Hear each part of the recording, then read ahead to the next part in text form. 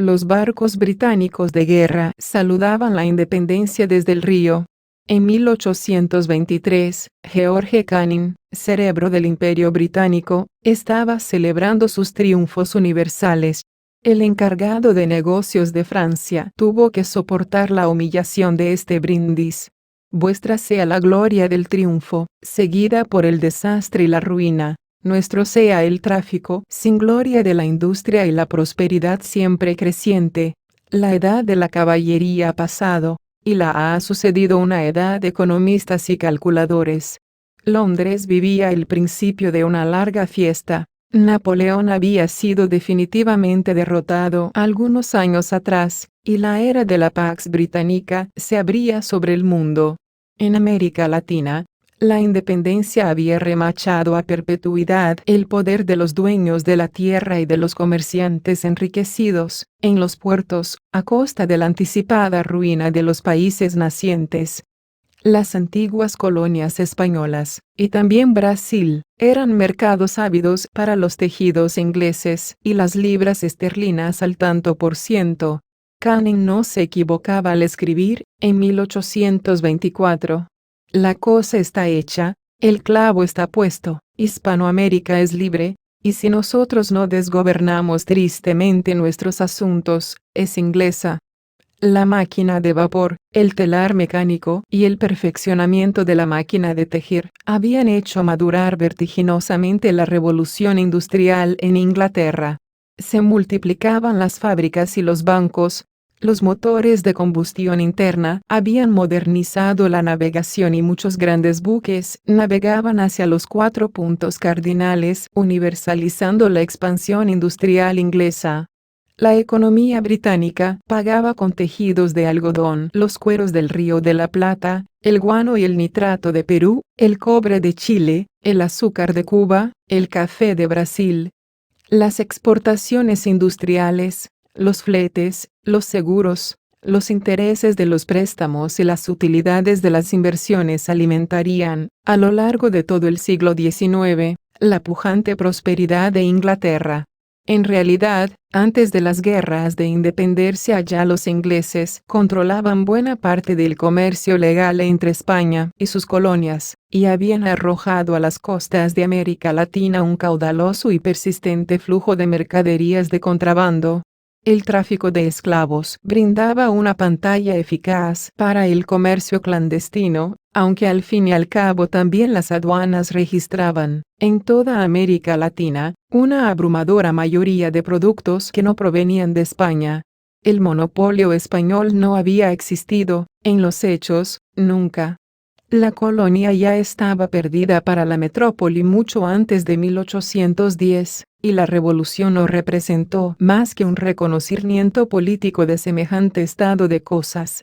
Las tropas británicas habían conquistado Trinidad, en el Caribe, al precio de una sola baja, pero el comandante de la expedición, Sir Ralph Abercrombie, estaba convencido de que no serían fáciles otras conquistas militares en la América hispánica.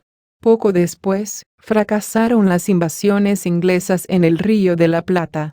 La derrota dio fuerza a la opinión de Abercrombie sobre la ineficacia de las expediciones armadas y el turno histórico de los diplomáticos, los mercaderes y los banqueros. Un nuevo orden liberal en las colonias españolas ofrecería a Gran Bretaña la oportunidad de abarcar las 9/10 partes del comercio de la América española. La fiebre de la independencia hervía en tierras hispanoamericanas.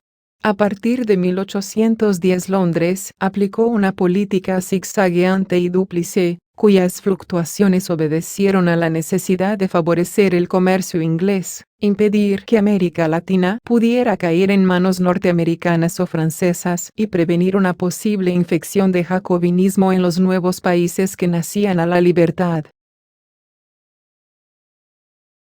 Cuando se constituyó la Junta Revolucionaria en Buenos Aires, el 25 de mayo de 1810, una salva de cañonazos de los buques británicos de guerra la saludó desde el río. El capitán del barco Mutine pronunció, en nombre de su majestad, un inflamado discurso. El júbilo invadía los corazones británicos. Buenos Aires demoró apenas 3 días en eliminar ciertas prohibiciones que dificultaban el comercio con extranjeros. 12 días después, redujo del 50% al 7,5% los impuestos que gravaban las ventas al exterior de los cueros y el cebo. Habían pasado 6 semanas desde el 25 de mayo cuando se dejó sin efecto la prohibición de exportar el oro y la plata en monedas, de modo que pudieran fluir a Londres sin inconvenientes. En septiembre de 1811, un triunvirato reemplazó a la Junta como autoridad gobernante. Fueron nuevamente reducidos, y en algunos casos abolidos, los impuestos a la exportación y a la importación. A partir de 1813, cuando la Asamblea se declaró autoridad soberana, los comerciantes extranjeros quedaron exonerados de la obligación de vender sus mercaderías a través de los comerciantes nativos. El comercio se hizo en verdad libre. Ya en 1812, algunos comerciantes británicos comunicaban al Foreign Office: hemos logrado reemplazar con éxito los tejidos alemanes y franceses. Habían reemplazado, también, la producción de los tejedores argentinos, estrangulados por el puerto librecambista, y el mismo proceso se registró, con variantes, en otras regiones de América Latina. De Yorkshire y Lancashire, de los Cheviots y Gales, brotaban sin cesar artículos de algodón y de lana, de hierro y de cuero, de madera y porcelana. Los telares de Manchester, las ferreterías de Sheffield, las alfarerías de Worcester y Staffordshire, inundaron los mercados latinoamericanos. El comercio libre enriquecía a los puertos que vivían de la exportación y elevaba a los cielos el nivel de despilfarro de las oligarquías ansiosas por disfrutar de todo el lujo que el mundo ofrecía, pero arruinaba las incipientes manufacturas locales y frustraba la expansión del mercado interno. Las industrias domésticas, precarias y de muy bajo nivel técnico, habían surgido en el mundo colonial a pesar de las prohibiciones de la metrópoli y conocieron un auge, en vísperas de la independencia, como consecuencia del aflojamiento de los lazos opresores de España y de las dificultades de abastecimiento que la guerra europea provocó. En los primeros años del siglo XIX, los talleres estaban resucitando, después de los mortíferos efectos de la disposición que el rey había adoptado, en 1778, para autorizar el comercio libre entre los puertos de España y América. Una luz de mercaderías extranjeras había aplastado las manufacturas textiles y la producción colonial de alfarería y objetos de metal, y los artesanos no contaron con muchos años para reponerse del golpe.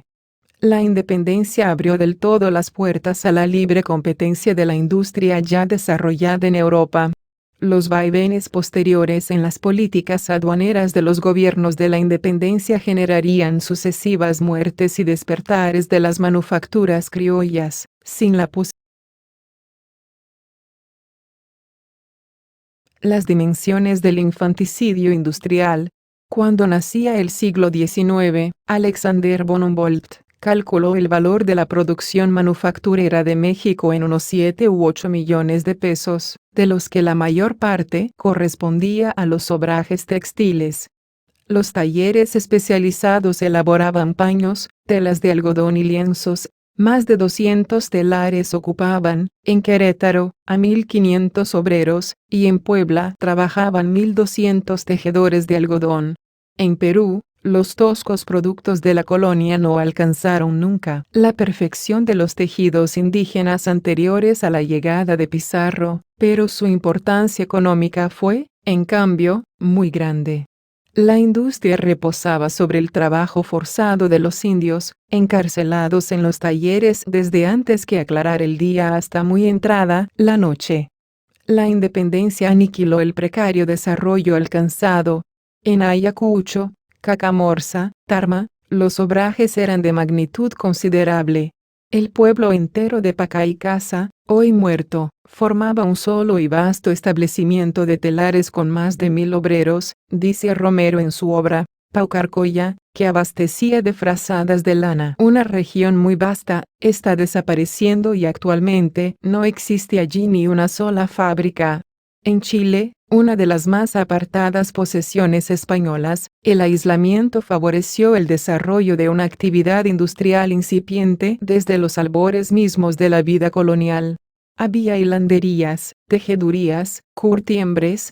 Las jarcias chilenas proveían a todos los navíos del Mar del Sur. Se fabricaban artículos de metal, desde alambiques y cañones hasta alhajas, vajilla fina y relojes. Se construían embarcaciones y vehículos.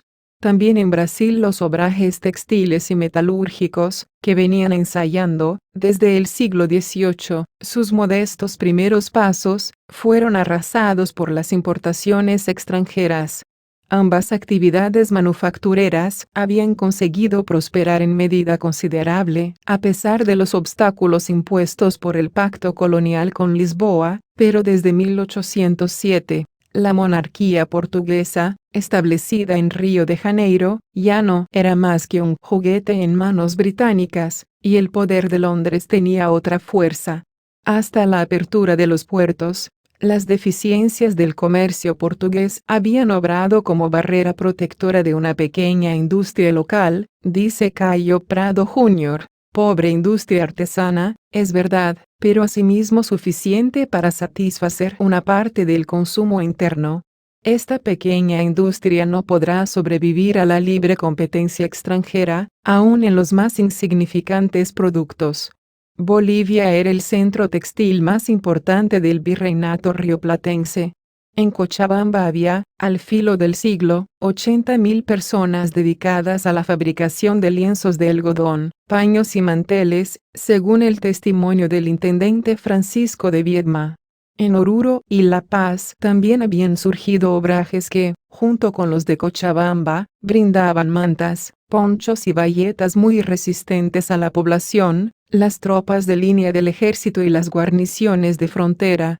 Desde Mojos, Chiquitos y Guarayos provenían finísimas telas de lino y de algodón, sombreros de paja, vicuña o carnero y cigarros de hoja. Todas estas industrias han desaparecido ante la competencia de artículos similares extranjeros, comprobaba, sin mayor tristeza, un volumen dedicado a Bolivia en el primer centenario de su independencia. El litoral de Argentina era la región más atrasada y menos poblada del país, antes de que la independencia trasladara a Buenos Aires, en perjuicio de las provincias mediterráneas, el centro de gravedad de la vida económica y política. A principios del siglo XIX, apenas la 10ª parte de la población argentina residía en Buenos Aires, Santa Fe o Entre Ríos.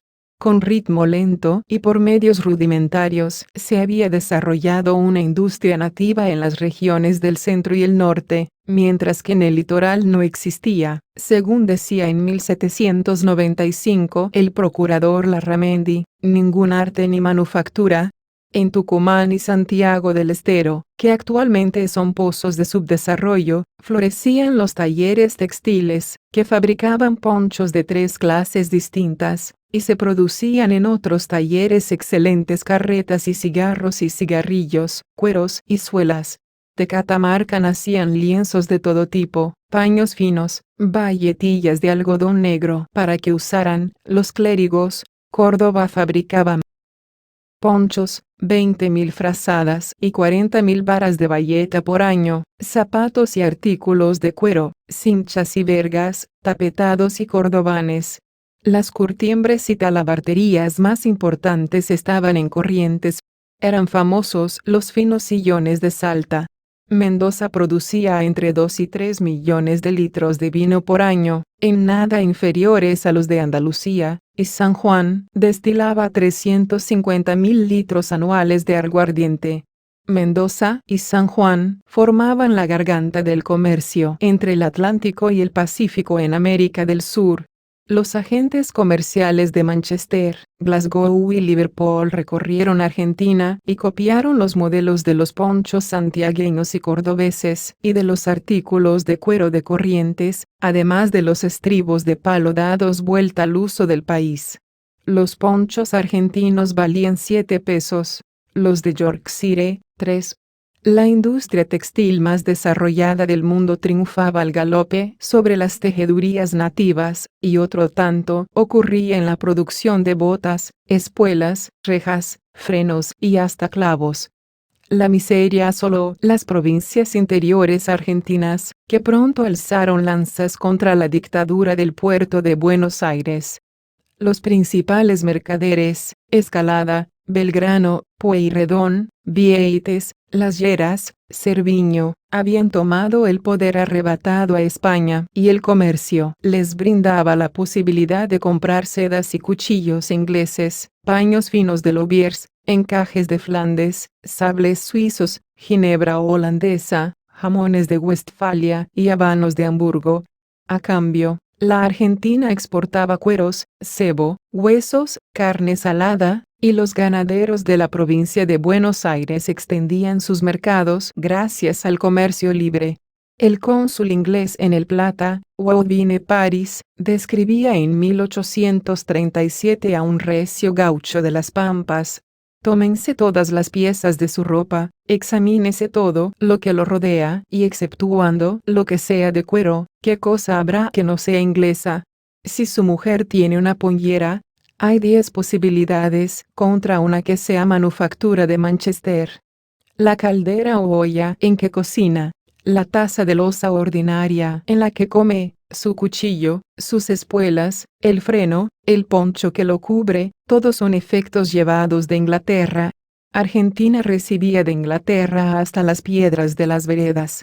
Aproximadamente por la misma época, James Watson Webb, embajador de los Estados Unidos en Río de Janeiro, relataba: en todas las haciendas del Brasil, los amos y sus esclavos se visten con manufacturas del trabajo libre, y 9/10 de ellas son inglesas.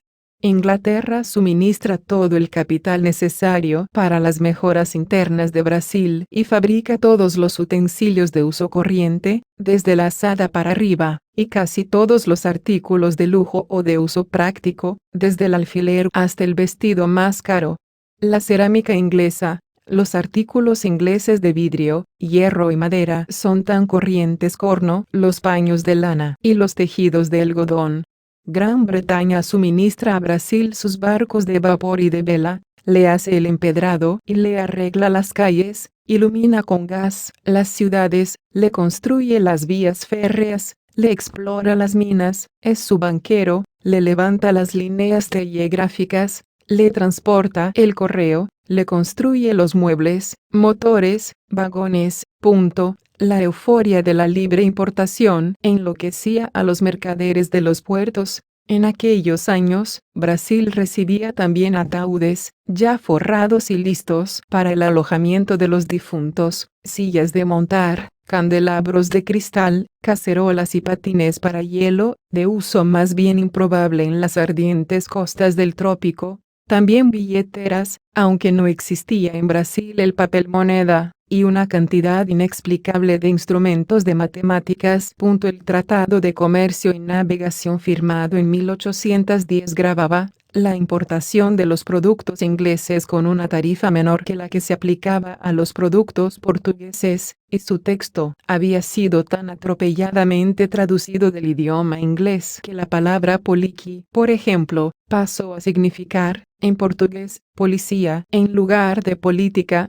Los ingleses gozaban en Brasil de un derecho de justicia especial, que los sustraía a la jurisdicción de la justicia nacional. Brasil era un miembro no oficial del Imperio Económico de Gran Bretaña. A mediados de siglo, un viajero sueco llegó a Valparaíso y fue testigo del derroche y la ostentación que la libertad de comercio estimulaba en Chile.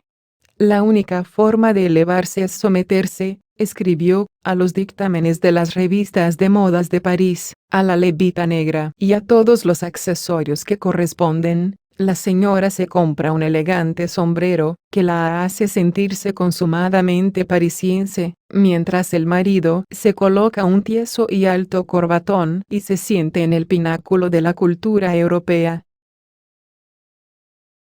3 o 4 casas inglesas se habían apoderado del mercado del cobre chileno, y manejaban los precios según los intereses de las fundiciones de Swansea, Liverpool y Cardiff.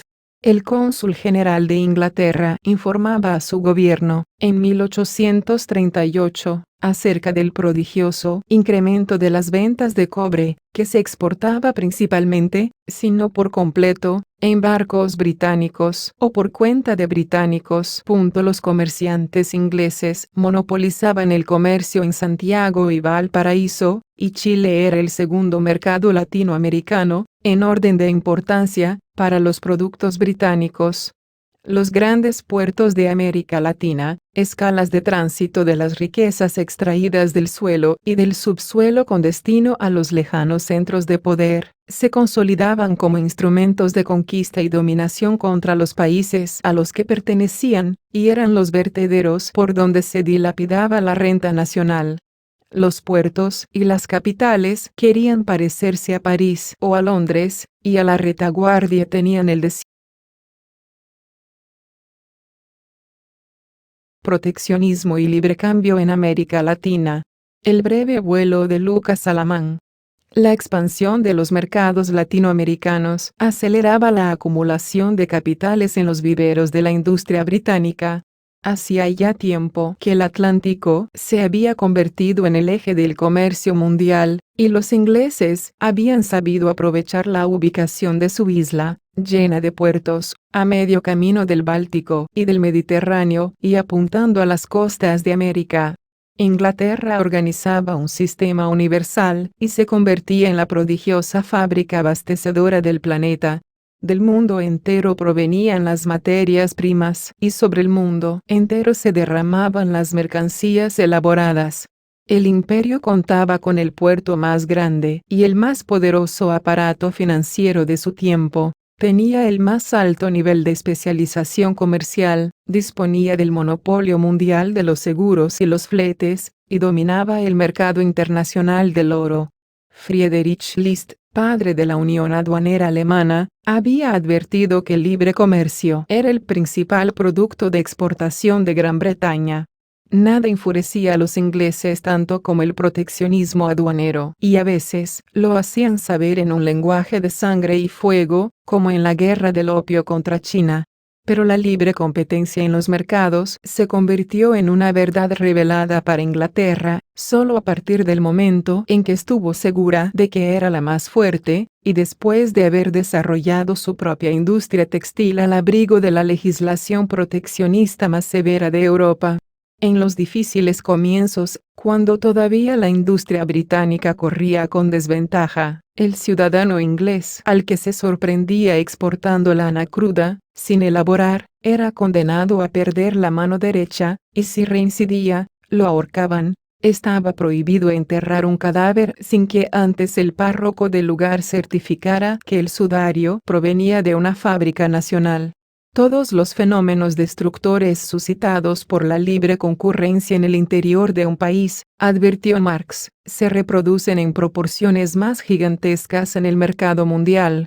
El ingreso de América Latina en la órbita británica, de la que solo saldría para incorporarse a la órbita norteamericana, se dio en el marco de este cuadro general, y en él se consolidó la dependencia de los independientes países nuevos. La libre circulación de mercaderías y la libre circulación del dinero para los pagos y la transferencia de capitales tuvieron consecuencias dramáticas. En México, Vicente Guerrero llegó al poder, en 1829, a hombros de la desesperación artesana, insuflada por el gran demagogo Lorenzo de Zavala, que arrojó sobre las tiendas repletas de mercancías inglesas del Parián una turba hambrienta y desesperada. Poco duró Guerrero en el poder, y cayó en medio de la indiferencia de los trabajadores, porque no quiso o no pudo poner un dique a la importación de las mercancías europeas por cuya abundancia, dice Chávez Orozco, gemían en el desempleo. Las masas artesanas de las ciudades que antes de la independencia, sobre todo en los periodos bélicos de Europa, vivían con cierta holgura. La industria mexicana había carecido de capitales, mano de obra suficiente y técnicas modernas, No había tenido una organización adecuada, ni vías de comunicación y medios de transporte para llegar a los mercados y a las fuentes de abastecimiento. Lo único que probablemente le sobró, dice Alonso Aguilar, fueron interferencias, restricciones y trabas de todo orden. Pese a ello, como observaron Bolt, la industria había despertado en los momentos de estancamiento del comercio exterior, cuando se interrumpían o se dificultaban las comunicaciones marítimas, y había empezado a fabricar acero y a hacer uso del hierro y el mercurio. El liberalismo que la independencia trajo consigo agregaba perlas a la corona británica y paralizaba los obrajes textiles y metalúrgicos de México, Puebla. Lucas Alamán, un político conservador de gran capacidad, advirtió a tiempo que las ideas de Adam Smith contenían veneno para la economía nacional y propició, como ministro, la creación de un banco estatal, el Banco de Avillo, con el fin de impulsar la industrialización. Un impuesto a los tejidos extranjeros de algodón proporcionaría al país los recursos para comprar en el exterior las maquinarias y los medios técnicos que México necesitaba para abastecerse con tejidos de algodón de fabricación propia. El país disponía de materia prima, contaba con energía hidráulica más barata que el carbón y pudo formar buenos operarios rápidamente.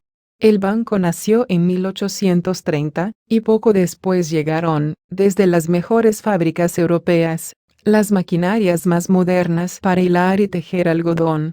Además, el Estado contrató expertos extranjeros en la técnica textil. En 1844, las grandes plantas de Puebla produjeron 1.400.000 cortes de manta gruesa. La nueva capacidad industrial del país desbordaba la demanda interna. El mercado de consumo del reino de la desigualdad, formado en su gran mayoría por indios hambrientos, no podía sostener la continuidad de aquel desarrollo fabril vertiginoso. Contra esta muralla chocaba el esfuerzo por romper la estructura heredada de la colonia. A tal punto se había modernizado, sin embargo, la industria, que las plantas textiles norteamericanas contaban en promedio con menos usos que las plantas mexicanas, hacia 1840. 10 años después, la proporción se había invertido con creces. La inestabilidad política, las presiones de los comerciantes ingleses y franceses y sus poderosos socios internos, y las mezquinas dimensiones del mercado interno, de antemano estrangulado por la economía minera y latifundista, dieron por tierra con el experimento exitoso. Antes de 1850, ya se había suspendido el progreso de la industria textil mexicana. Los creadores del Banco de Avillo habían ampliado su radio de acción. Cuando se extinguió, los créditos abarcaban también las tejedurías de lana, las fábricas de alfombras y la producción de hierro y de papel. Esteban de Antuñano sostenía, incluso, la necesidad de que México creara cuanto antes una industria nacional de maquinarias, para contrarrestar el egoísmo europeo. El mayor mérito del ciclo industrializador de Alamán y Antuñano reside en que ambos restablecieron la identidad entre la independencia política y la independencia económica, y en el hecho de preconizar, como único camino de defensa, en contra de los pueblos poderosos y agresivos, un enérgico impulso a la economía industrial. El propio Alamán se hizo industrial, creó la mayor fábrica textil mexicana de aquel tiempo, se llamaba Cocolapan, todavía existe, y organizó a los industriales como grupo de presión ante los sucesivos gobiernos librecambistas. Pero Alamán, conservador y católico, no llegó a plantear la cuestión agraria, porque él mismo se sentía ideológicamente ligado al viejo orden, y no advirtió que el desarrollo industrial estaba de antemano condenado a quedar en el aire, sin bases de sustentación, en aquel país de latifundios infinitos y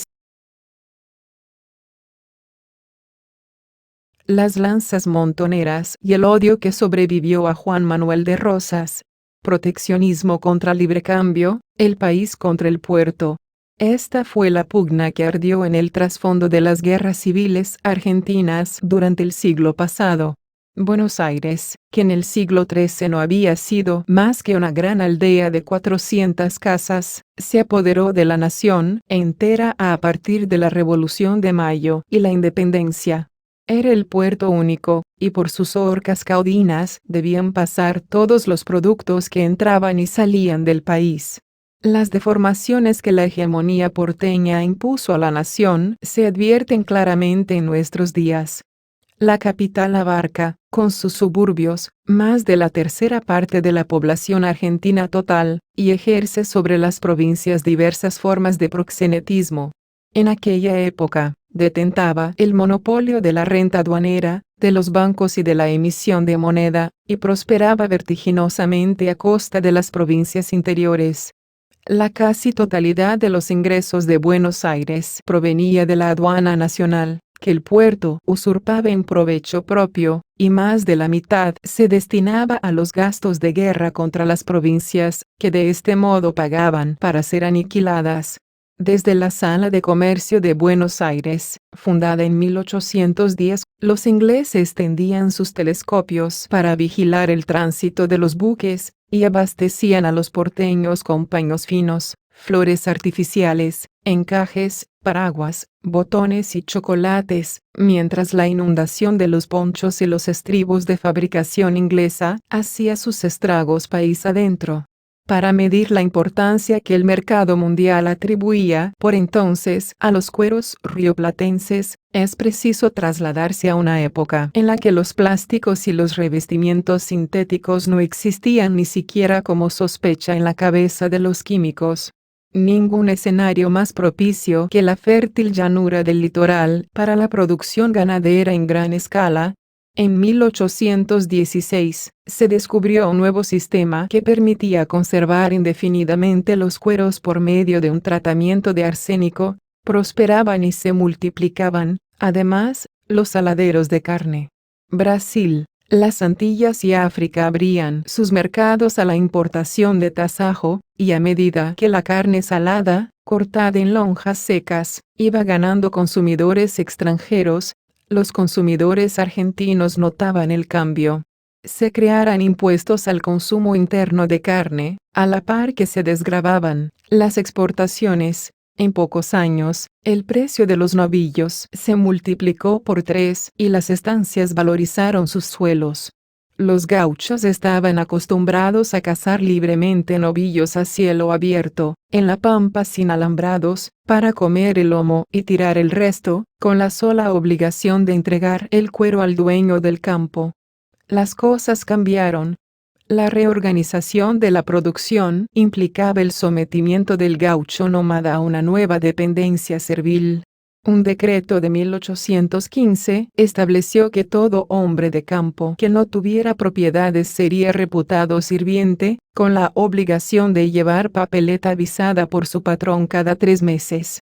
O era sirviente, o era vago, y a los vagos se los enganchaba, por la fuerza, en los batallones de frontera. El criollo bravillo, que había servido de carne de cañón en los ejércitos patriotas, quedaba convertido en paria, en peón miserable o en milico de fortín. O se rebelaba, lanza en mano, alzándose en el remolino de las montoneras. Este gaucho arisco, desposeído de todo salvo la gloria y el coraje, nutrió las cargas de caballería que una y otra vez desafiaron a los ejércitos de línea, bien armados, de Buenos Aires.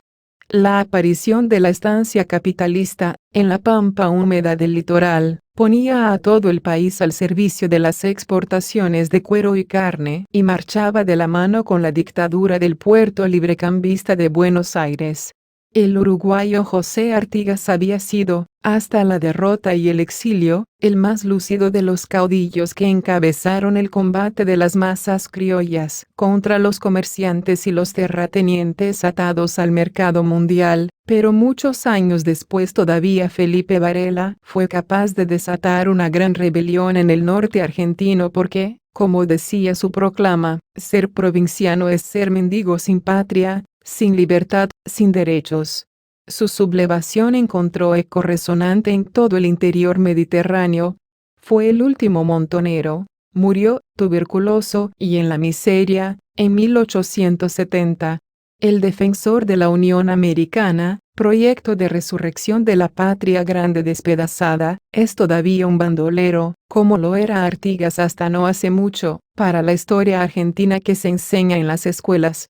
Felipe Varela había nacido en un pueblito perdido entre las sierras de Catamarca y había sido un dolorido testigo de la pobreza de su provincia arruinada por el puerto soberbio y lejano.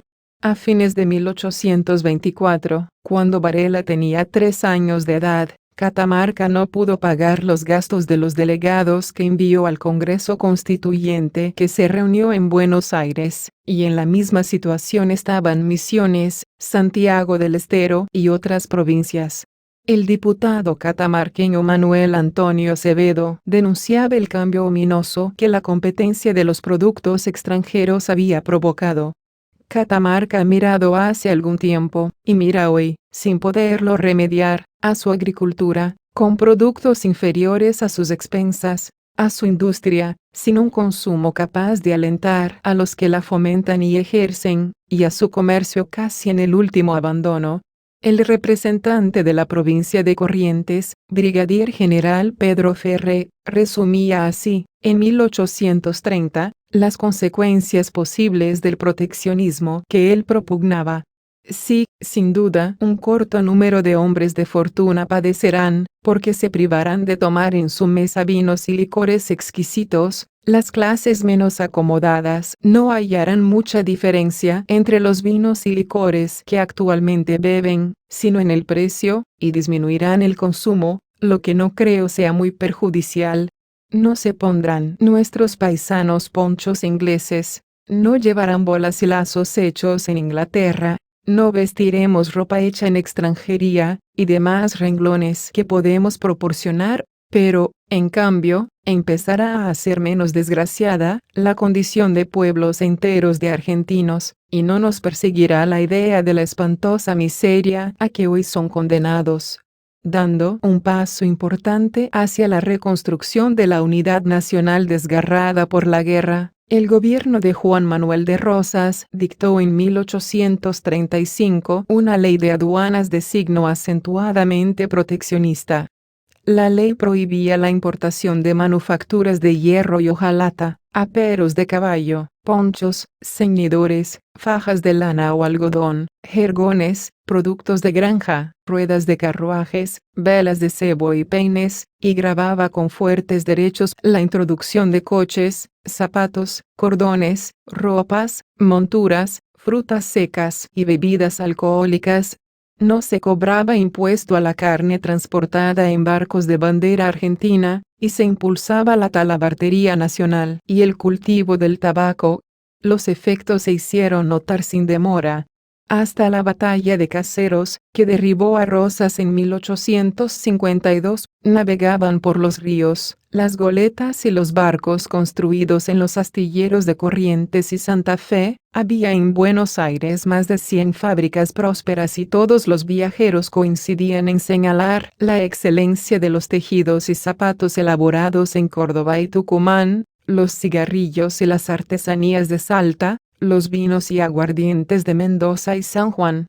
La ebanistería tucumana exportada a Chile, Bolivia y Perú.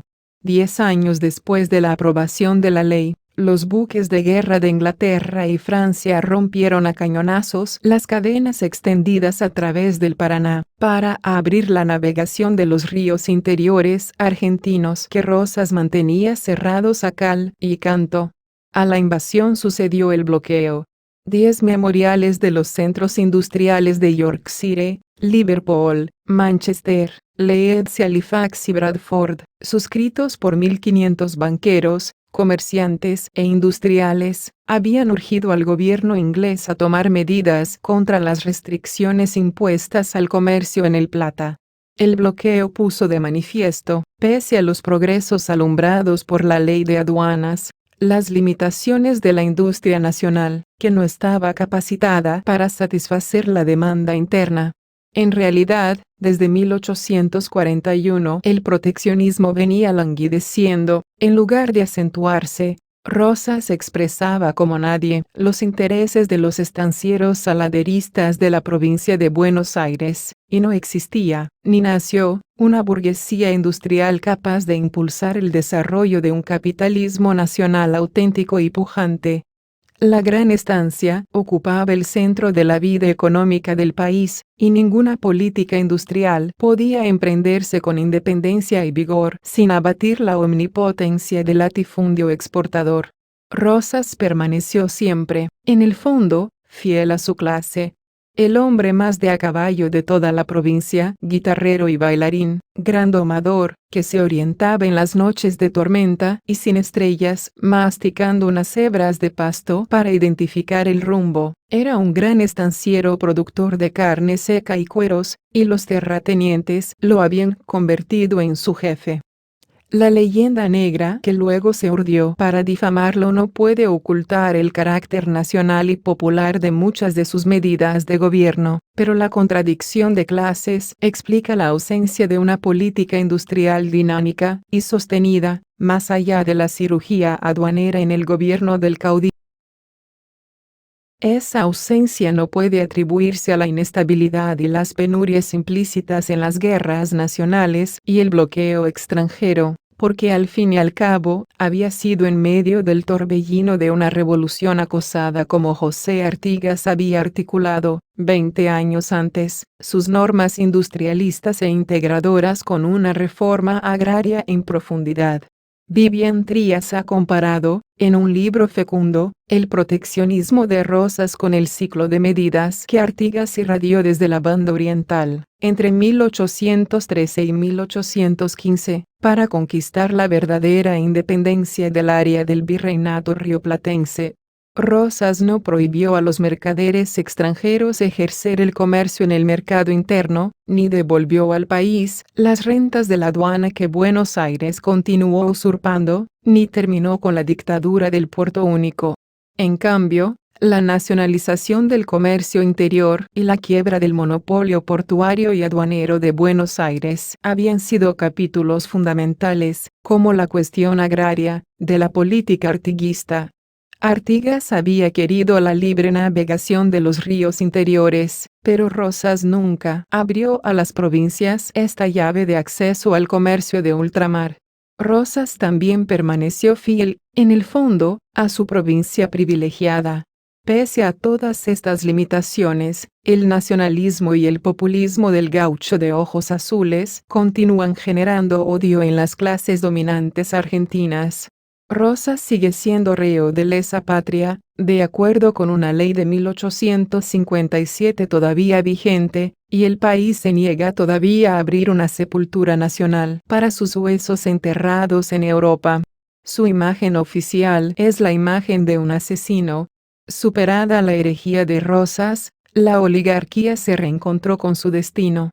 En 1858, el presidente de la comisión directiva de la exposición rural declaraba inaugurada la muestra con estas palabras: nosotros, en la infancia aún, contentémonos con la humilde idea de enviar a aquellos bazares europeos nuestros productos y materias primas, para que nos los devuelvan transformados por medio de los poderosos agentes de que disponen. Materias primas es lo que Europa pide, para cambiarlas en ricos artefactos. El ilustre Domingo Faustino Sarmiento y otros escritores liberales vieron en la montonera campesina no más que el símbolo de la barbarie, el atraso y la ignorancia, el anacronismo de las campañas pastoriles frente a la civilización que la ciudad encarnaba, el poncho y el chiripá contra la levita, la lanza y el cuchillo contra la tropa de línea, el analfabetismo contra la escuela. En 1861, Sarmiento escribía a Mitre: no trate de economizar sangre de gauchos, es lo único que tienen de humano. Este es un abono que es preciso hacer útil al país. Tanto desprecio y tanto odio revelaban una negación de la propia patria, que tenía, claro está, también una expresión de política económica. No somos ni industriales ni navegantes, afirmaba Sarmiento, y la Europa nos proveerá por largos siglos de sus artefactos en cambio de nuestras materias primas. El presidente Bartolomé Mitre llevó adelante, a partir de 1862, una guerra de exterminio contra las provincias y sus últimos caudillos. Sarmiento fue designado director de la guerra y las tropas marcharon al norte a matar gauchos, animales bípedos de tan perversa condición. En La Rioja, el Chacho Peñalosa, general de los Llanos, que extendía su influencia sobre Mendoza y San Juan, era uno de los últimos reductos de la rebelión contra el puerto, y Buenos Aires consideró que había llegado el momento de terminar con él. Le cortaron la cabeza y la clavaron, en exhibición, en el centro de la plaza de Olta. El ferrocarril y los caminos culminaron la ruina de La Rioja, que había comenzado con la Revolución de 1810. El librecambio había provocado la crisis de sus artesanías y había acentuado la crónica pobreza de la región.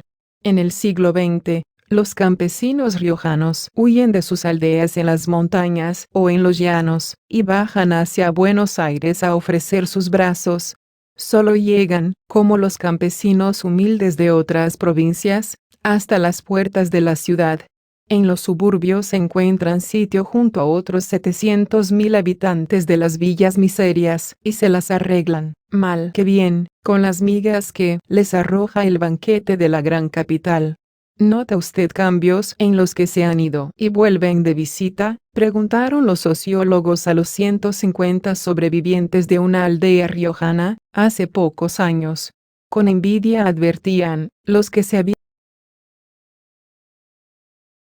La guerra de la Triple Alianza contra el Paraguay aniquiló la única experiencia exitosa de desarrollo independiente. El hombre viajaba a mi lado, silencioso. Su perfil, nariz afilada, altos pómulos, se recortaba contra la fuerte luz del mediodía. Íbamos rumbo a Asunción, desde la frontera del sur, en un ómnibus para 20 personas que contenía, no sé cómo, 50. Al cabo de unas horas, hicimos un alto. Nos sentamos en un patio abierto, a la sombra de un árbol de hojas carnosas. A nuestros ojos, se abría el brillo enceguecedor de la vasta, despoblada, intacta tierra roja. De horizonte a horizonte, nada perturba la transparencia del aire en Paraguay. Fumamos. Mi compañero, campesino de habla guaraní, enhebró algunas palabras tristes en castellano.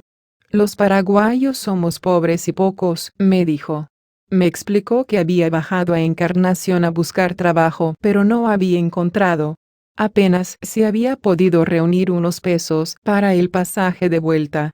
Años atrás, de muchacho, había tentado fortuna en Buenos Aires y en el sur de Brasil. Ahora venía la cosecha del algodón y muchos braceros paraguayos marchaban, como todos los años, rumbo a tierras argentinas. Pero yo ya tengo 63 años. Mi corazón ya no soporta las demasiadas gentes. Suman 500.000 los paraguayos que han abandonado la patria, definitivamente, en los últimos 20 años. La miseria empuja al éxodo a los habitantes del país que era, hasta hace un siglo, el más avanzado de América del Sur. Paraguay tiene ahora una población que apenas duplica a la que por entonces tenía y es, con Bolivia, uno de los dos países sudamericanos más pobres y atrasados. Los paraguayos sufren la herencia de una guerra de exterminio que se incorporó a la historia de América Latina como su capítulo más infame. Se llamó la Guerra de la Triple Alianza.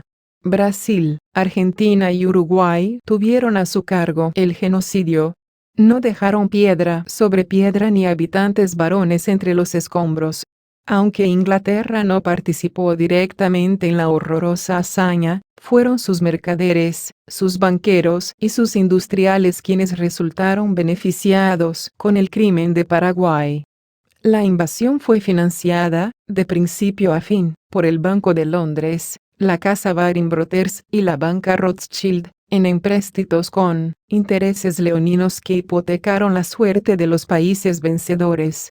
Hasta su destrucción, Paraguay se erguía como una excepción en América Latina. La única nación que el capital extranjero no había deformado. El largo gobierno de mano de hierro del dictador Gaspar Rodríguez de Francia, 1814 a 1840, había incubado, en la matriz del aislamiento, un desarrollo económico autónomo y sostenido. El Estado, omnipotente, paternalista, ocupaba el lugar de una burguesía nacional que no existía, en la tarea de organizar la nación y orientar sus recursos y su destino. Francia se había apoyado en las masas campesinas para aplastar la oligarquía paraguaya y había conquistado la paz interior, tendiendo un estricto cordón sanitario frente a los restantes países del antiguo virreinato del Río de la Plata. Las expropiaciones, los destierros, las prisiones, las persecuciones y las multas no habían servido de instrumentos para la consolidación del dominio interno de los terratenientes y los comerciantes, sino que, por el contrario, habían sido utilizados para su destrucción. No existían, ni nacerían más tarde, las libertades políticas y el derecho de oposición, pero en aquella etapa histórica solo los nostálgicos de los privilegios perdidos sufrían la falta de democracia. No había grandes fortunas privadas cuando Francia murió, y Paraguay era el único país de América Latina que no tenía mendigos, hambrientos ni ladrones. Los viajeros de la época encontraban allí un oasis de tranquilidad en medio de las demás comarcas convulsionadas por las guerras continuas. El agente norteamericano Hopkins informaba en 1845 a su gobierno que en Paraguay no hay niño que no sepa leer y escribir. Era también el único país que no vivía con la mirada clavada al otro lado del mar. El comercio exterior no constituía el eje de la vida nacional.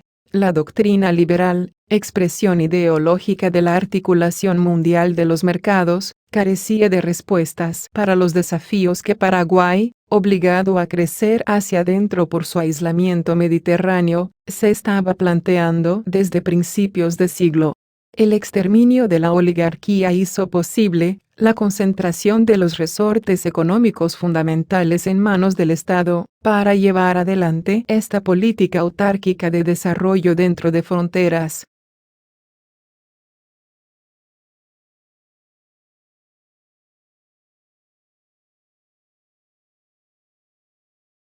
Los posteriores gobiernos de Carlos Antonio López y su hijo Francisco Solano continuaron y vitalizaron la tarea. La economía estaba en pleno crecimiento. Cuando los invasores aparecieron en el horizonte, en 1865, Paraguay contaba con una línea de telégrafos, un ferrocarril y una buena cantidad de fábricas de materiales de construcción, tejidos, lienzos, ponchos, papel y tinta, loza y pólvora. 200 técnicos extranjeros, muy bien pagados por el Estado, prestaban su colaboración decisiva. Desde 1850, la fundición de Ibicuy fabricaba cañones, morteros y balas de todos los calibres. En el arsenal de Asunción se producían cañones de bronce, obuses y balas. La siderurgia nacional, como todas las demás actividades económicas esenciales, estaba en manos del Estado. El país contaba con una flota mercante nacional, y habían sido construidos en el astillero de Asunción varios de los buques que ostentaban el pabellón paraguayo a lo largo del Paraná o a través del Atlántico y el Mediterráneo. El Estado virtualmente monopolizaba el comercio exterior. La hierba y el tabaco abastecían el consumo del sur del continente. Las maderas valiosas se exportaban a Europa. La balanza comercial arrojaba un fuerte superávit.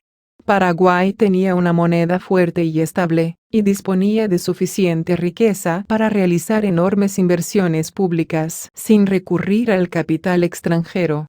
El país no debía ni un centavo al exterior, pese a lo cual estaba en condiciones de mantener el mejor ejército de América del Sur, contratar técnicos ingleses que se ponían al servicio del país, en lugar de poner al país a su servicio, y enviar a Europa a unos cuantos jóvenes universitarios paraguayos para perfeccionar sus estudios. El excedente económico generado por la producción agrícola no se derrochaba en el lujo estéril de una oligarquía inexistente, ni iba a parar a los bolsillos de los intermediarios, ni a las manos brujas de los prestamistas, ni al rubro ganancias que el Imperio británico nutría con los servicios de fletes y seguros.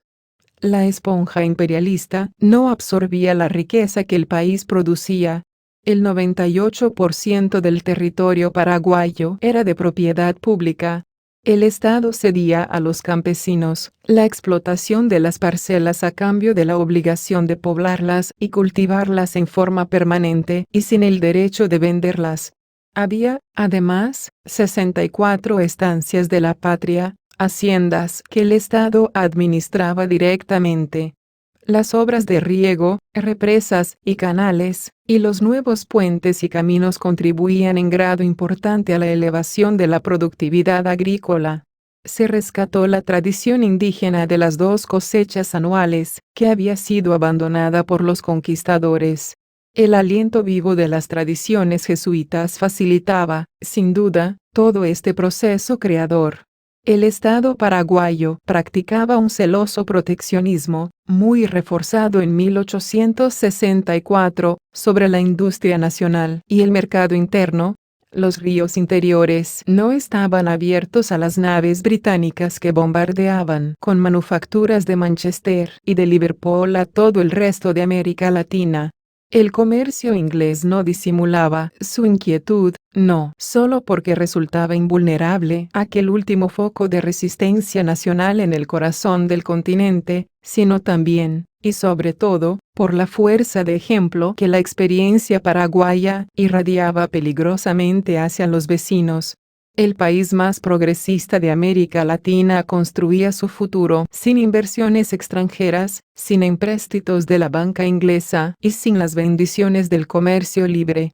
Pero a medida que Paraguay iba avanzando en este proceso, se hacía más aguda su necesidad de romper la reclusión. El desarrollo industrial requería contactos más intensos y directos con el mercado internacional y las fuentes de la técnica avanzada. Paraguay estaba objetivamente bloqueado entre Argentina y Brasil, y ambos países podían negar el oxígeno a sus pulmones cerrándole, como lo hicieron Rivadavia y Rosas, las bocas de los ríos, o fijando impuestos arbitrarios al tránsito de sus mercancías. Para sus vecinos, por otra parte, era una imprescindible condición, a los fines de la consolidación del Estado oligárquico, terminar con el escándalo de aquel país que se bastaba a sí mismo y no quería arrodillarse ante los mercaderes británicos. El ministro inglés en Buenos Aires, Edward Thornton, participó considerablemente en los preparativos de la guerra. En vísperas del estallido, tomaba parte, como asesor del gobierno, en las reuniones del gabinete argentino, sentándose al lado del presidente Bartolomé Mitre. Ante su atenta mirada se urdió la trama de provocaciones y de engaños que culminó con el acuerdo argentino-brasileño y selló la suerte de Paraguay. Venancio Flores invadió Uruguay, en ancas de la intervención de los 2 grandes vecinos, y estableció en Montevideo, después de la matanza de Paysandú, su gobierno adicto a Río de Janeiro y Buenos Aires. La Triple Alianza estaba en funcionamiento. El presidente paraguayo Solano López había amenazado con la guerra si asaltaban Uruguay. Sabía que así se estaba cerrando la tenaza de hierro en torno a la garganta de su país acorralado por la geografía y los enemigos. El historiador liberal Efraín Cardoso no tiene inconveniente en sostener, sin embargo, que López se plantó frente a Brasil simplemente porque estaba ofendido. El emperador le había negado la mano de una de sus hijas. La guerra había nacido, pero era obra de Mercurio, no de Cupido. La prensa de Buenos Aires llamaba Atila de América al presidente paraguayo López. Hay que matarlo como a un reptil, clamaban los editoriales. En septiembre de 1864, Thornton envió a Londres un extenso informe confidencial, fechado en Asunción. Describía a Paraguay como Dante al infierno, pero ponía el acento donde correspondía. Los derechos de importación sobre casi todos los artículos son del 20 o 25% ad valorem, pero como este valor se calcula sobre el precio corriente de los artículos, el derecho que se paga alcanza frecuentemente del 40 al 45% del precio de factura. Los derechos de exportación son del 10 al 20% sobre el valor. En abril de 1865, el Standard, diario inglés de Buenos Aires, celebraba ya la declaración de guerra de Argentina contra Paraguay, cuyo presidente ha infringido todos los usos de las naciones civilizadas, y anunciaba que la espada del presidente argentino Mitre llevará en su victoriosa carrera, además del peso de glorias pasadas, el impulso irresistible de la opinión pública en una causa justa. El tratado con Brasil y Uruguay se firmó el 10 de mayo de 1865, sus términos draconianos fueron dados a la publicidad un año más tarde, en el diario británico The Times, que lo obtuvo de los banqueros acreedores de Argentina y Brasil. Los futuros vencedores se repartían anticipadamente, en el tratado, los despojos del vencido. Argentina se aseguraba todo el territorio de Misiones y el inmenso Chaco. Brasil devoraba una extensión inmensa hacia el oeste de sus fronteras. A Uruguay, gobernado por un títere de ambas potencias, no le tocaba nada. Mitre anunció que tomaría Asunción en 3 meses. Pero la guerra duró 5 años.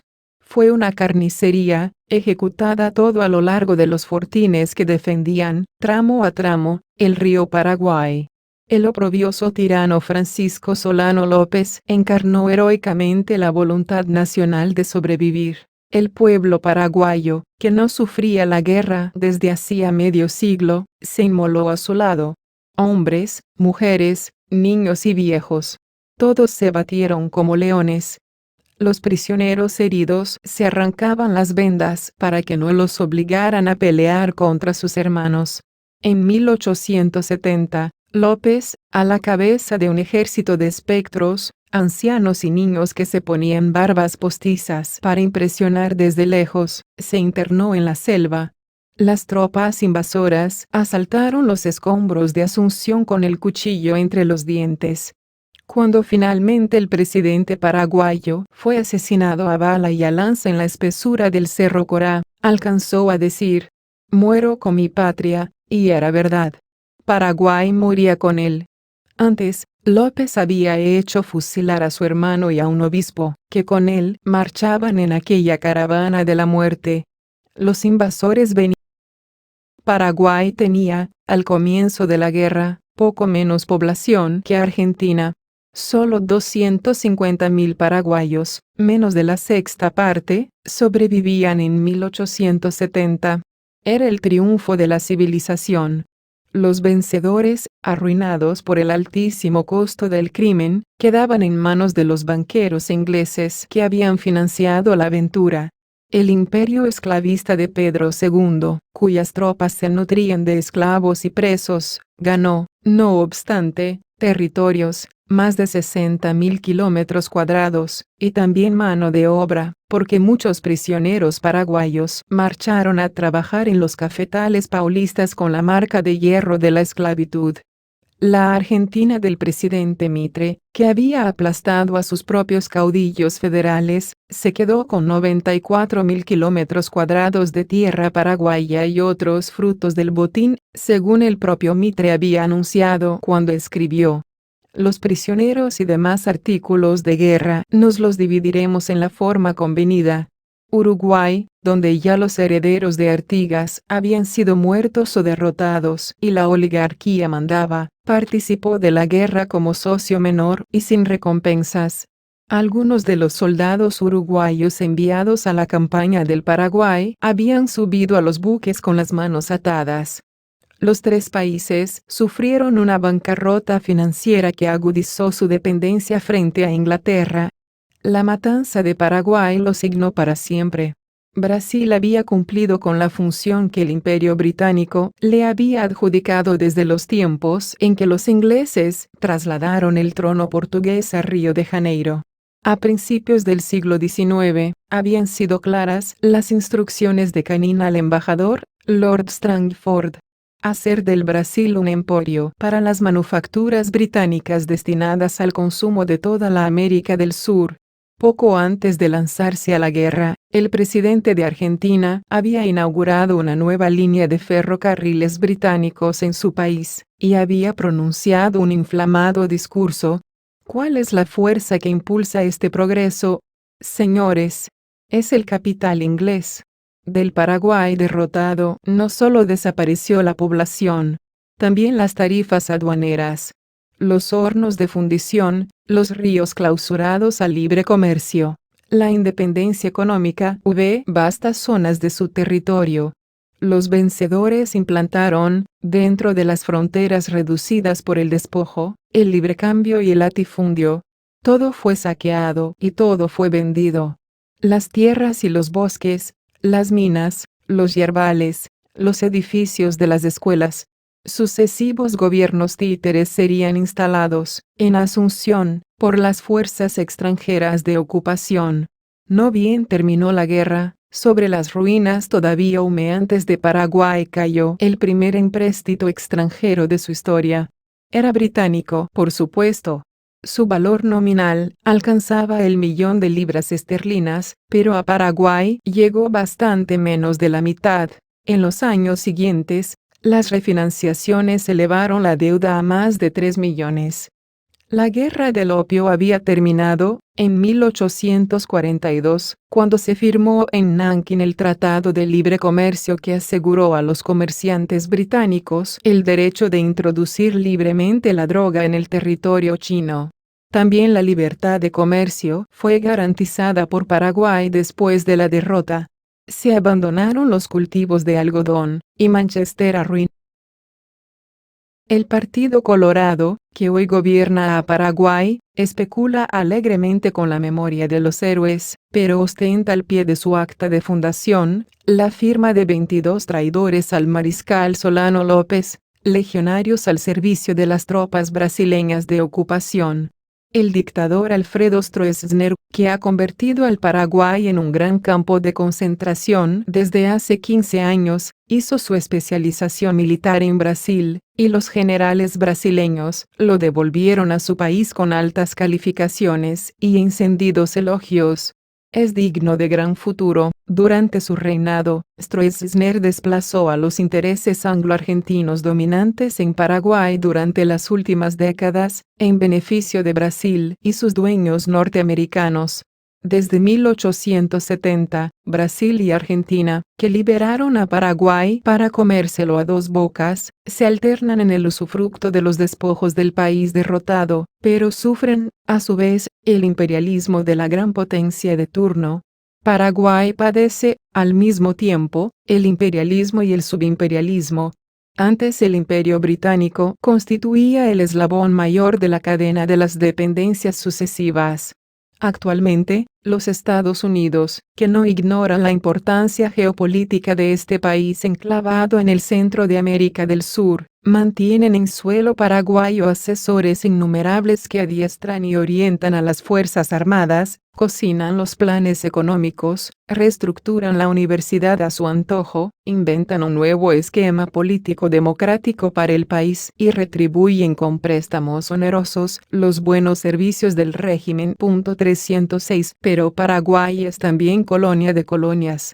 Utilizando la reforma agraria como pretexto, el gobierno de Stroessner derogó, haciéndose el distraído, la disposición legal que prohibía la venta a extranjeros de tierras en zonas de frontera seca, y hoy hasta los territorios fiscales han caído en manos de los latifundistas brasileños del café. La onda invasora atraviesa el río Paraná con la complicidad del presidente, asociado a los terratenientes que hablan portugués. Llegué a la movediza frontera del nordeste de Paraguay con billetes que tenían estampado el rostro del vencido mariscal Solano López, pero allí encontré que solo tienen valor los que lucen la efigie del victorioso emperador Pedro II. El resultado de la guerra de la Triple Alianza cobra, transcurrido un siglo, ardiente actualidad. Los guardas brasileños exigen pasaporte a los ciudadanos paraguayos para circular por su propio país. Son brasileñas las banderas y las iglesias. La piratería de tierra abarca también los Saltos del Guairá, la mayor fuente potencial de energía en toda América Latina, que hoy se llaman, en portugués, Sete Quedas, y la zona del Itaipú, donde Brasil construirá la mayor central hidroeléctrica del mundo. El subimperialismo o imperialismo de segundo grado se expresa de mil maneras. Cuando el presidente Johnson decidió sumergir en sangre a los dominicanos, en 1965, Stroessner envió soldados paraguayos a Santo Domingo, para que colaboraran en la faena. El batallón se llamó, broma siniestra, Mariscal Solano López. Los paraguayos actuaron a las órdenes de un general brasileño, porque fue Brasil quien recibió los honores de la traición. El general Panasco Albín encabezó las tropas latinoamericanas cómplices en la matanza. De la misma manera, podrían citarse otros ejemplos. Paraguay otorgó a Brasil una concesión petrolera en su territorio, pero el negocio de la distribución de combustibles y la petroquímica están, en Brasil, en manos norteamericanas. La misión cultural brasileña es dueña de la Facultad de Filosofía y Pedagogía de la Universidad Paraguaya, pero los norteamericanos manejan ahora a las universidades de Brasil. El Estado Mayor del Ejército paraguayo no solo recibe la asesoría de los técnicos del Pentágono, sino también de generales brasileños que a su vez responden al Pentágono como el eco la voz. Por la vía abierta del contrabando, los productos industriales de Brasil invaden el mercado paraguayo, pero muchas de las fábricas que los producen en Sao Paulo son, desde la avalancha desnacionalizadora de estos últimos años, propiedad. Stroessner se considera heredero de los López.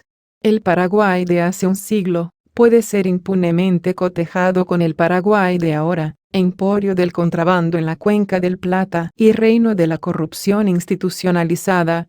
En un acto político donde el partido de gobierno reivindicaba a la vez, entre vítores y aplausos, a uno y otro Paraguay, un muchachito vendía, bandeja al pecho, cigarrillos de contrabando. La fervorosa concurrencia pitaba nerviosamente Kent, Marlboro, Camel y Benson Edges. En Asunción, la escasa clase media bebe whisky Ballantines en vez de tomar caña paraguaya. Uno descubre los últimos modelos de los más lujosos automóviles fabricados en Estados Unidos o Europa, traídos al país de contrabando o previo pago de menguados impuestos, al mismo tiempo que se ven por las calles carros tirados por bueyes que acarrean lentamente los frutos al mercado. La tierra se trabaja con arados de madera y los taxímetros son Impala 70. Stroessner dice que el contrabando es el precio de la paz.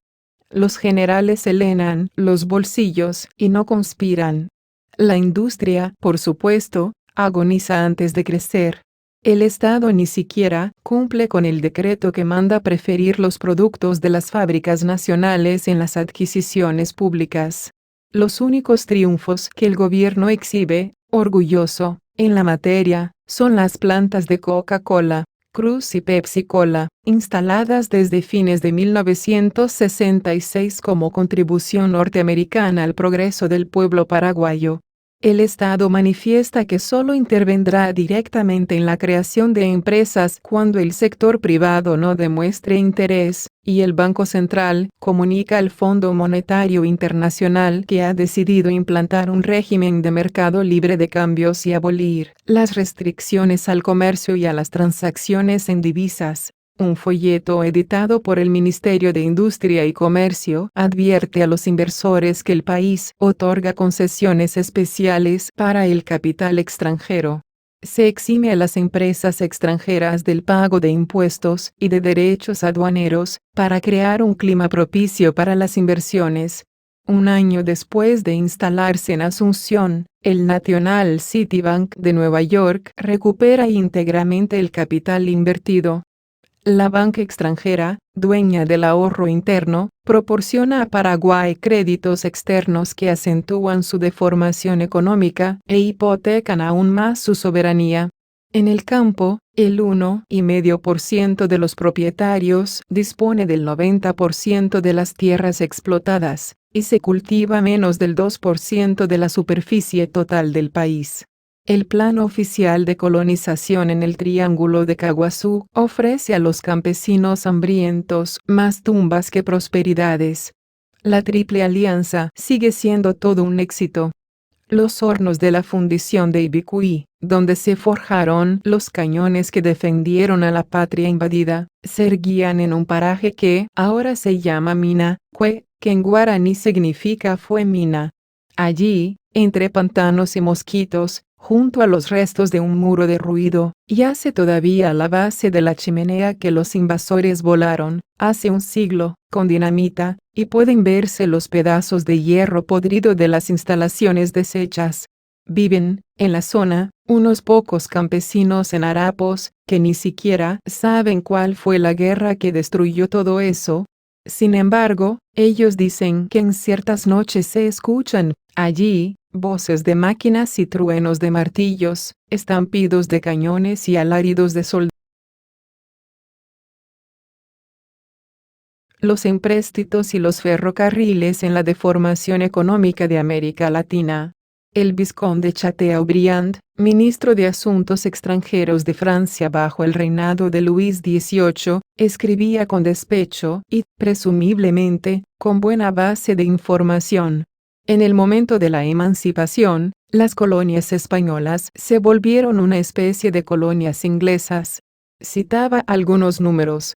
Decía que entre 1822 y 1826 Inglaterra había proporcionado 10 empréstitos a las colonias españolas liberadas, por un valor nominal de cerca de 21 millones de libras esterlinas, pero que, una vez deducidos los intereses y las comisiones de los intermediarios, el desembolso real que había llegado a tierras de Américas apenas alcanzaba los 7 millones.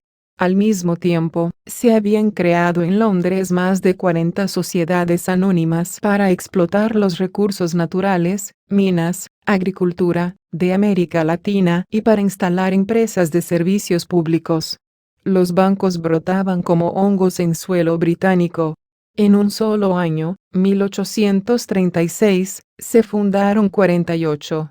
Aparecieron los ferrocarriles ingleses en Panamá, hacia la mitad del siglo, y la primera línea de tranvías fue inaugurada en 1868 por una empresa británica en la ciudad brasileña de Recife, mientras la Banca de Inglaterra financiaba directamente a las tesorerías de los gobiernos. Los bonos públicos latinoamericanos circulaban activamente, con sus crisis y sus auges, en el mercado financiero inglés. Los servicios públicos estaban en manos británicas. Los nuevos estados nacían desbordados por los gastos militares y debían hacer frente, además, al déficit de los pagos externos. El comercio libre implicaba un frenético aumento de las importaciones, sobre todo de las importaciones de lujo, y para que una minoría pudiera vivir a la moda, los gobiernos contraían empréstitos que a su vez generaban la necesidad de nuevos empréstitos. Los países hipotecaban de antemano su destino, enajenaban la libertad económica y la soberanía política. El mismo proceso se daba, y se sigue dando en nuestros días, aunque ahora, los acreedores son otros y otros los mecanismos, en toda América Latina, con la excepción, aniquilada, de Paraguay. El financiamiento externo se hacía, como la morfina, imprescindible. Se abrían agujeros para tapar agujeros. El deterioro de los términos comerciales del intercambio no es tampoco un fenómeno exclusivo de nuestros días. Según Celso Furtado, los precios de las exportaciones brasileñas entre 1821 y 1830 y entre 1841 y 1850 bajaron casi a la mitad, mientras los precios de las importaciones extranjeras permanecían estables. Las vulnerables economías latinoamericanas compensaban la caída con empréstitos. Las finanzas de estos jóvenes estados, escribe Schnerb, no están saneadas, se hace preciso recurrir a la inflación, que produce la depreciación de la moneda, y a los empréstitos onerosos. La historia de estas repúblicas es, en cierto modo, la de sus obligaciones económicas contraídas con el absorbente mundo de las finanzas europeas. Las bancarrotas, las suspensiones de pagos y las refinanciaciones desesperadas eran, en efecto, frecuentes. Las libras esterlinas se escurrían como el agua por entre los dedos de la mano. Del empréstito de 1.000.000 de libras concertado por el gobierno de Buenos Aires, en 1824, ante la Casa Baring Brothers, la Argentina recibió nada más que 570.000, pero no en oro, como rezaba el convenio, sino en papeles. El préstamo consistió en el envío de órdenes de pago para los comerciantes ingleses radicados en Buenos Aires, y ellos no disponían de oro para entregarlo al país porque su misión consistía, justamente, en enviar a Londres cuanto metal precioso les pasara cerca de los ojos. Se cobraron, pues, letras, pero hubo que pagar, eso sí, oro reluciente. Casi a principios de nuestro siglo, Argentina canceló esta deuda, que se había hinchado, a lo largo de las sucesivas refinanciaciones, hasta los 4 millones de libras. La provincia de Buenos Aires había quedado hipotecada en su totalidad, todas sus rentas, todas sus tierras públicas, en garantía del pago. Decía el ministro de Hacienda, en la época en que se contrató el empréstito: no estamos en circunstancias de tomar medidas contra el comercio extranjero, particularmente inglés, porque hallándonos empeñados en grandes deudas con aquella nación, nos exponemos a un rompimiento que causaría grandes males. La utilización de la deuda como un instrumento de chantaje no es, como se ve, una invención. Las operaciones agiotistas encarcelaban a los países libres. A mediados del siglo XIX, el servicio de la deuda externa absorbía ya casi el 40% del presupuesto de Brasil, y el panorama resultaba semejante por todas partes. Los ferrocarriles también formaban parte decisiva de la jaula de hierro de la dependencia. Extendieron la influencia imperialista, ya en plena época del capitalismo de los monopolios, hasta las retaguardias de las economías coloniales.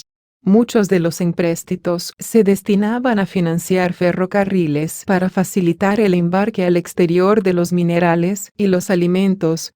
Las vías férreas no constituían una red destinada a unir a las diversas regiones interiores entre sí, sino que conectaban los centros de producción con los puertos. El diseño coincide todavía con los dedos de una mano abierta. De esta manera, los ferrocarriles, tantas veces saludados como adalides del progreso, impedían la formación y el desarrollo del mercado interno. También lo hacían de otras maneras, sobre todo por medio de una política de tarifas puesta al servicio de la hegemonía británica. Los fletes de los productos elaborados en el interior argentino resultaban, por ejemplo, mucho más caros que los fletes de los productos enviados en bruto. Las tarifas ferroviarias se descargaban como una maldición que hacía imposible fabricar cigarrillos en las comarcas del tabaco, hilar y tejer en los centros laneros, o elaborar las maderas en las zonas boscosas. 55 Olvid. El ferrocarril argentino desarrolló, es cierto, la industria forestal en Santiago del Estero, pero con tales consecuencias que un autor santiagueño llega a decir: ojalá Santiago no hubiera tenido nunca un árbol. Los durmientes de las vías se hacían de madera y el carbón vegetal servía de combustible. El obraje maderero, creado por el ferrocarril, desintegró los núcleos rurales de población, destruyó la agricultura y la ganadería al arrasar las pasturas y los bosques de abrigo, esclavizó en la selva a varias generaciones de santiagueños y provocó la despoblación. El éxodo en masa no ha cesado, y hoy Santiago del Estero es una de las provincias más pobres de Argentina. La utilización del petróleo como combustible ferroviario sumergió a la región en una honda crisis. No fueron capitales ingleses los que tendieron las primeras vías en Argentina, Brasil, Chile, Guatemala, México y Uruguay. Tampoco en Paraguay, como hemos visto, pero los ferrocarriles construidos por el Estado paraguayo con el aporte de técnicos europeos por él contratados pasaron a manos inglesas después de la derrota. Idéntico destino tuvieron las vías férreas y los trenes de los demás países, sin que se produjera el desembolso de un solo centavo de inversión nueva. Por añadidura, el Estado se preocupó de asegurar a las empresas, por contrato, un nivel mínimo de ganancias, para evitarles posibles sorpresas desagradables. Muchas décadas después, al término de la Segunda Guerra Mundial, cuando ya los ferrocarriles no rendían dividendos y habían caído en relativo desuso, la administración pública los recuperó. Casi todos los estados compraron a los ingleses los fierros viejos y nacionalizaron, así, las pérdidas de las empresas. En la época del auge ferroviario, las empresas británicas habían obtenido, a menudo, considerables concesiones de tierras a cada lado de las vías, además de las propias líneas férreas y el derecho de construir nuevos ramales. Las tierras constituían un estupendo negocio adicional. El fabuloso regalo otorgado en 1911 a la Brazil Railway determinó el incendio de innumerables cabañas y la expulsión o la muerte de las familias campesinas asentadas en el área de la concesión. Este fue el gatillo que disparó la rebelión del contestado, una de las más intensas páginas de furia popular. Proteccionismo y librecambio en Estados Unidos. El éxito no fue la obra de una mano invisible. En 1865, mientras la Triple Alianza anunciaba la próxima destrucción de Paraguay, el general Ulysses Grant celebraba, en Appomattox, la rendición del general Robert Lee. La Guerra de Secesión concluía con la victoria de los centros industriales del norte, proteccionistas a carta cabal, sobre los plantadores librecambistas de algodón y tabaco en el sur. La guerra que sellaría el destino colonial de América Latina nacía al mismo tiempo que concluía la guerra que hizo posible la consolidación de los Estados Unidos como potencial mundial. Convertido poco después en presidente de los Estados Unidos, Grant afirmó: durante siglos Inglaterra ha confiado en la protección, la ha llevado hasta sus extremos y ha obtenido de ello resultados satisfactorios. No cabe duda que debe su fuerza presente a este sistema. Después de 2 siglos, Inglaterra ha encontrado conveniente adoptar el comercio libre porque piensa que ya la protección no puede ofrecerle nada. Muy bien, entonces, caballeros, mi conocimiento de mi país me conduce a creer que dentro de 200 años, cuando América haya obtenido de la protección todo lo que la protección puede ofrecer, adoptará también el libre comercio. 2 siglos y medio antes, el adolescente capitalismo inglés había trasladado, a las colonias del norte de América, sus hombres, sus capitales, sus formas de vida y sus impulsos y proyectos. Las 13 colonias, válvulas de salida para la población europea excedente, aprovecharon rápidamente el hándicap que les daba la pobreza de su suelo y su subsuelo, y generaron, desde temprano, una conciencia industrializadora que la metrópoli dejó crecer sin mayores problemas.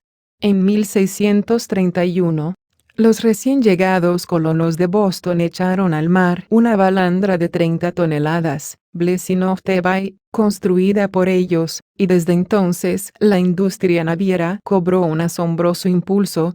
El roble blanco, abundante en los bosques, daba buena madera para las planchas profundas y las armazones interiores de los barcos. De pino se hacían la cubierta, los baupreces y los mástiles.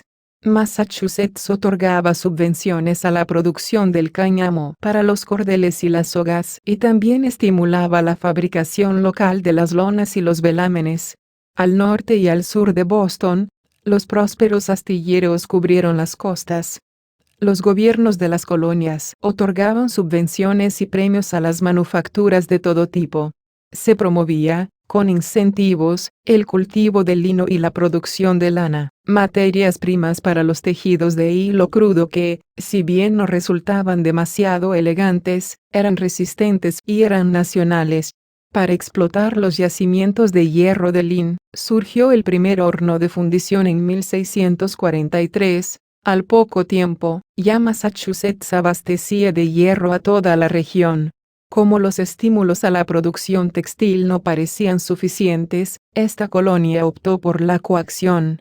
En 1655, dictó una ley que ordenaba que cada familia tuviese, bajo la amenaza de penas graves, por lo menos un hilandero en continua e intensa actividad. Cada condado de Virginia estaba obligado, en esa misma época, a seleccionar niños para instruirlos en la manufactura textil. Al mismo tiempo, se prohibía la exportación de los cueros, para que se convirtieran, fronteras adentro, en botas, correas y monturas.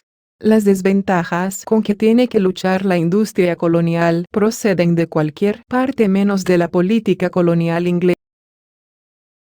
Contrario, las dificultades de comunicación hacían que la legislación prohibitiva perdiera casi toda su fuerza a 3.000 millas de distancia, y favorecían la tendencia al autoabastecimiento. Las colonias del norte no enviaban a Inglaterra plata ni oro ni azúcar, y en cambio sus necesidades de consumo provocaban un exceso de importaciones que era preciso contrarrestar de alguna manera. No eran intensas las relaciones comerciales a través del mar, resultaba imprescindible desarrollar las manufacturas locales para sobrevivir. En el siglo XVIII, Inglaterra prestaba todavía tan escasa atención a sus colonias del norte, que no impedía que se transfirieran a sus talleres las técnicas metropolitanas más avanzadas, en un proceso real que desmentía las prohibiciones de papel del pacto colonial. Este no era el caso, por cierto, de las colonias latinoamericanas, que proporcionaban el aire, el agua y la sal al capitalismo ascendente en Europa, y podían nutrir con largueza el consumo lujoso de sus clases dominantes, importando desde ultramar las manufacturas más finas y más caras. Las únicas actividades expansivas eran, en América Latina, las que se orientaban a la exportación, y así fue también en los siglos siguientes. Los intereses económicos y políticos de la burguesía minera o terrateniente no coincidían nunca con la necesidad de un desarrollo económico hacia adentro, y los comerciantes no estaban ligados al Nuevo Mundo en mayor medida que a los mercados extranjeros de los metales y alimentos que vendían y a las fuentes extranjeras de los artículos manufacturados que compraban. Cuando declaró su independencia, la población norteamericana equivalía, en cantidad, a la de Brasil. La metrópoli portuguesa, tan subdesarrollada como la española, exportaba su subdesarrollo a la colonia. La economía brasileña había sido instrumentalizada en provecho de Inglaterra, para abastecer sus necesidades de oro todo a lo largo del siglo XVIII. La estructura de clases de la colonia reflejaba esta función proveedora. La clase dominante de Brasil no estaba formada, a diferencia de la de los Estados Unidos, por los granjeros, los fabricantes e emprendedores y los comerciantes internos. Los principales intérpretes de los ideales de las clases dominantes en ambos países, Alexander Hamilton y el vizconde de Cairú, expresan claramente la diferencia entre una y otra. Ambos habían sido discípulos, en Inglaterra, de Adam Smith. Sin embargo, mientras Hamilton se había transformado en un paladín de la industrialización y promovía el estímulo y la protección del Estado a la manufactura nacional, Cairú creía en la mano invisible que opera en la magia del liberalismo. Dejad hacer, dejad pasar, dejad vender. Mientras moría el siglo XVIII, los Estados Unidos contaban ya con la segunda flota mercante del mundo, íntegramente formada con barcos construidos en los astilleros nacionales, y las fábricas textiles y siderúrgicas estaban en pleno y pujante crecimiento. Poco tiempo después, nació la industria de maquinarias. Las fábricas no necesitaban comprar en el extranjero sus bienes de capital. Los fervorosos puritanos del Mayflower habían echado, en las campiñas de Nueva Inglaterra, las bases de una nación, sobre el litoral de bahías profundas, a lo largo de los grandes estuarios, una burguesía industrial había prosperado sin detenerse. El tráfico comercial con las Antillas, que incluía la venta de esclavos africanos, desempeñó, como hemos visto en otro capítulo, una función capital en este sentido, pero la hazaña norteamericana no tendría explicación si no hubiera sido animada, desde el principio, por el más ardiente de los nacionalismos. George Washington lo había aconsejado en su mensaje de adiós. Los Estados Unidos debían seguir una ruta solitaria. Emerson proclamaba en 1837. Hemos escuchado durante demasiado tiempo a las musas refinadas de Europa. Nosotros marcharemos sobre nuestros propios pies, trabajaremos con nuestras propias manos, hablaremos. Los fondos públicos ampliaban las dimensiones del mercado interno.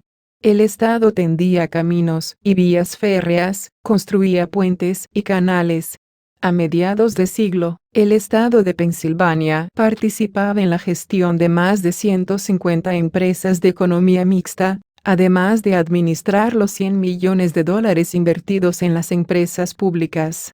Las operaciones militares de conquista, que arrebataron a México más de la mitad de su superficie, también contribuyeron en gran medida al progreso del país.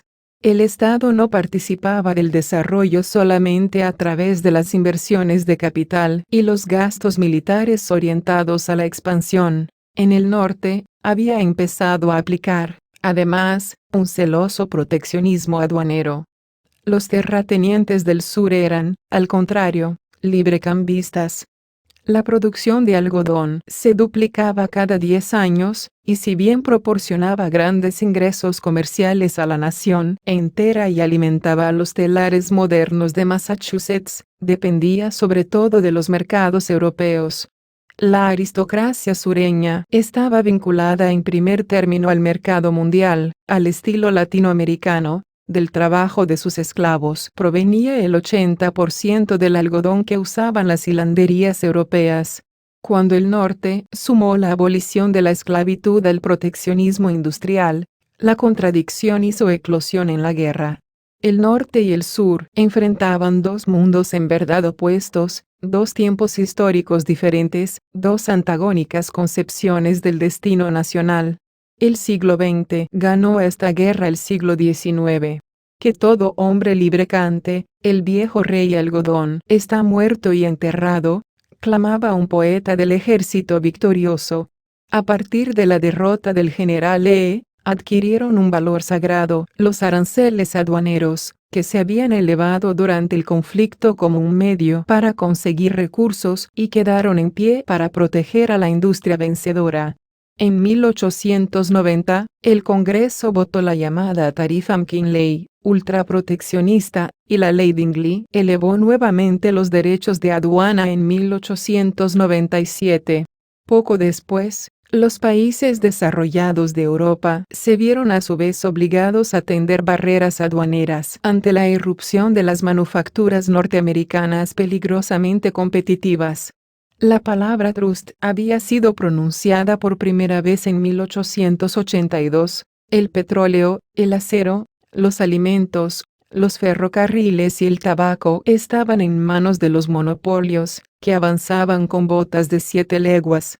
Antes de la Guerra de Secesión, el general Grant había participado en el despojo de México. Después de la Guerra de Secesión, el general Grant fue un presidente con ideas proteccionistas. Todo formaba parte del mismo proceso de afirmación nacional.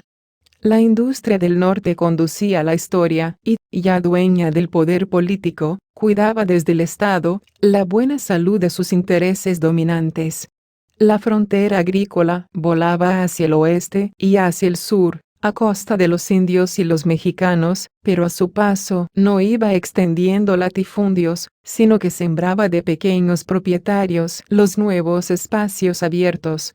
La tierra de promisión no solo atraía a los campesinos europeos, Los maestros artesanos de los oficios más diversos y los obreros especializados en mecánica, metalurgia y siderurgia, también llegaron desde Europa para fecundar la intensa industrialización norteamericana. A fines del siglo pasado, los Estados Unidos eran ya la primera potencia industrial del planeta. En 30 años, desde la Guerra Civil, las fábricas habían multiplicado por 7 su capacidad de producción. El volumen norteamericano de carbón equivalía ya al de Inglaterra, y el de acero lo duplicaba. Las vías férreas eran 9 veces más extensas. El centro del universo capitalista empezaba a cambiar de sitio.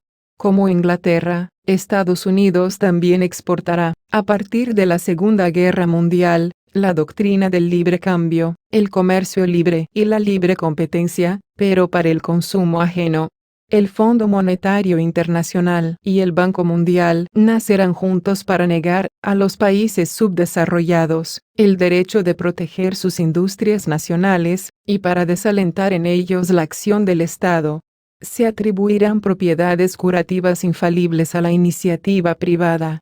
Sin embargo, los Estados Unidos no abandonarán una política económica que continúa siendo, en la actualidad, rigurosamente proteccionista, y que por cierto presta buen oído a las voces de la propia historia. En el norte,